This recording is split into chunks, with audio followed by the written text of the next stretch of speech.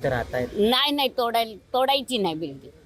आम्ही गरीब आहो. एक मुलगा माझा नोकरी करतो. आम्ही 6 माणसं बसून खातो. आमची 2 मुलं शाळेत आहे. त्यांचा खर्च बघायचा काय, आता खोलीचा खर्च बघायचा. नगरपालिका जर तोडायला आली ना, नगरपालिकांनी माझी सोय करावी. असं साईडला बस. माझ्या मुलग्याच्या अंगात ताकद नाहीये की आता दुसरीकडे पैसे भरून भाड्याने खोली घ्यायची. हिम्मत नाही माझी. माझी बिल्डिंग पण पडलेली आहे. मी कुठे जाणार? तेव्हा मला आधार म्हणून नगरपालिकेने त्याचा विचार करावा.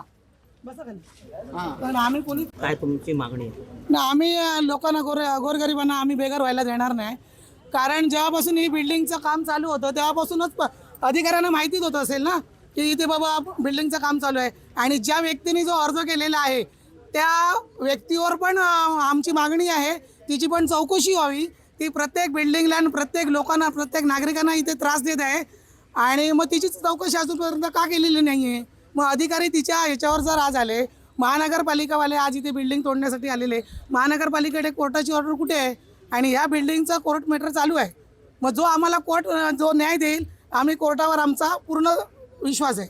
बाजूलाच पालिका अधिकारी म्हणूनच आम्ही आलेलो आहे. जसा 65 बिल्डिंगला न्याय मिळाला तसंच ह्या बिल्डिंगला पण न्याय मिळणार. गोरगरिबांना आम्ही बेघर व्हायला देणार नाही. देश विदेशातील प्रत्येक घडामोडींचे लाईव्ह अपडेट मिळवण्यासाठी आता साम टीव्हीच्या सर्व सोशल मीडिया प्लॅटफॉर्मला लाईक, फॉलो आणि सबस्क्राईब करा.